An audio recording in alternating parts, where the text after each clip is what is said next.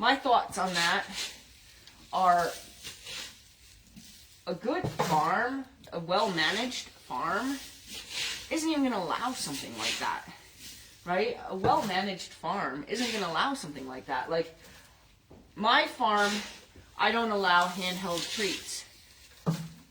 The reason for that is because people have a tendency to not take in consideration for the way the other horses are going to respond to seeing a horse get a treat. I also need to make sure that all the horses on my farm are safe. To have somebody walk past them, to have somebody standing maybe with their hands in their pockets near them. My horses on my farm need to not mug people, need to not potentially escalate their request into a demand. So I have a policy that you can feed your horse treats. Don't get me wrong. Like, I'm not depriving you of the opportunity to feed your horse treats, but treats go in the bucket. This way, the horse doesn't think the treats come from this dispenser. They know that if treats are around, they'll go and stand at their bucket. It's no different than if they know grain is coming out, right? They go to their bucket. They don't stand there and try to get it out of your pockets. For whatever reason, people think that a treat in your hand creates some kind of connection. The horse just cares about the treat. Truthfully, the horse just cares about the treat. It's not about loving on you. They just want the treat. And if they kind of mug you to get the treat, they're not like hugging you. They're trying to get your arm. Like if you're standing here with a treat in your hand and they're coming around this side nudging your arm, they're not trying to hug your arm. They're trying to get your arm to move so the treat can become available to them. They're just trying to see what levers or buttons they have to push to get the dispenser to offer the cookie. But anyway, so I mean, I've always had, ups and downs with people about that. Like, not as far as my barn. Like, it's in my policies. So like that, you move in knowing that you can give your horse. And I don't even care if you take the food pan. Like, I had one lady who, it was perfectly fine. She would put her food pan in the aisle, put the cookie in the food pan, and with her horse with her, he was allowed to have his cookie out of that food pan. When you have a farm where there's people that might visit horses that you don't even, like horses that have, say, their pasture is on a walking path fence line, right? Where you don't know that this little kid is going to come over and try to pet a horse who thinks, people have cookies, and now this little kid gets bit, and now you're getting sued, right? Because, there's a horse that bites right there, I don't know, I always just didn't want to promote mouthy horses that were going to turn into mugging horses.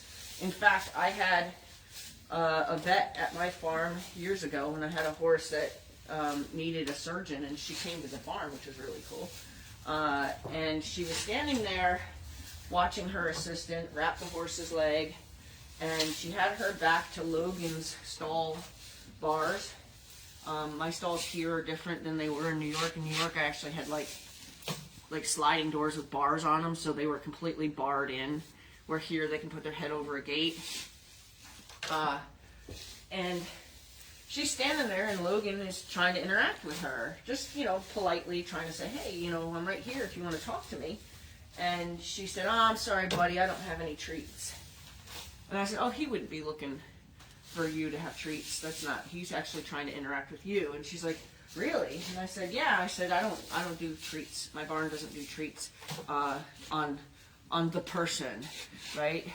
And she says, really? She goes, oh, I wish the barn where my daughter's horse is had that policy, because they're terrible. Like, you can't walk past the stall without worrying about getting bit by a horse, kind of thing. And I was like, wow, the fact that a vet thought that was a good policy, because, well, they're the ones that are handling horses that, are strangers to them. So they're the ones that are finding out how bad that behavior can become. I always defend my position on that, and I always get feedback about how people like to use treats for training and, you know, whatever.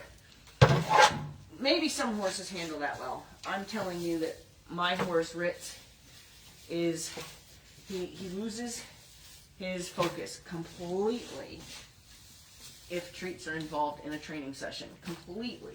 He does not. He's like a dog that, you know, if he sees a treat, the dog will do every trick he knows, trying to get you to, you know, try to figure out which trick it is that you were hoping to give him that treat for. Ritz does that. Like, he'll go through he gets so scrambled up in just wanting the treat that he doesn't even like listen for instructions, because it's just all about the treat. Like, what, that you don't want me to do the Spanish walk? Okay, how about this? You know, and it's just non-stop, like, Rolodex of tricks that he tries to do. In fact, I even watched a video of a farm promoting, like that was the topic of their video, promoting using treats, right? It was actually, I think if this happened and I was like trying to do a video that way, I think I wouldn't have used the video. I think I would have been like, well, that was a bust. Because during the training session, they had given the horse all the treats they had. They had to stop the training session and have somebody run back to the barn because the horse stopped performing. The horse stopped doing what it had done multiple times for a treat. But now there's no more treats, the horse stopped doing it. It's kind of like, you know, like a dog who won't do a treat, you know, do a trick unless they see the treat. You know, it's anyway. I thought that was funny that they actually posted that video.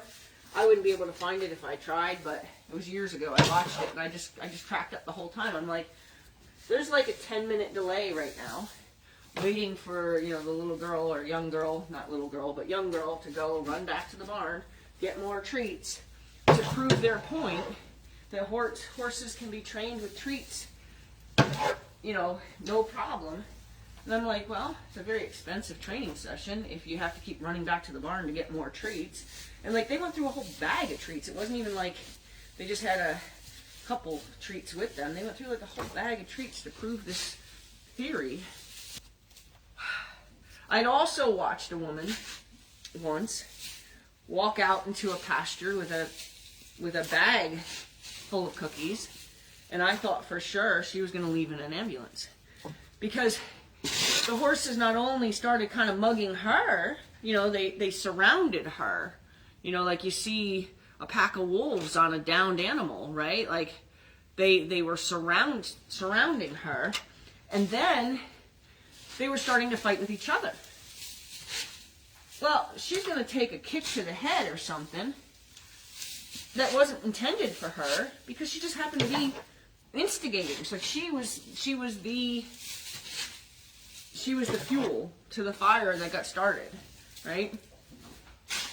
So when I saw that, I was like, oh my God, like, where's the responsibility for the farm? Like, where is the farm responsible for owner management, right? Like, should they have, like with me, like it's in my policy. Like, when you come to see my farm, if you want to keep your horse here, you get a packet.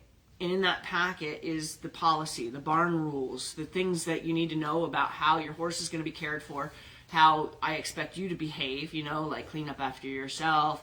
If there's a lock on a door that you opened, you need to be the one to relock it, unless you check with somebody else who's left behind that's going to need to go there. Like, my old tack room had a padlock on it, and the person who opened it needed to check with the person that is staying behind when they leave. Do you still need to be in the tack room? If not, I'm going to lock it. But, like, handing over the torch. Like, now it's your responsibility. I asked you. You said leave it open. I'm off the hook, and I can leave. Like, those things were in my barn policies. And you signed that before you would bring a horse here.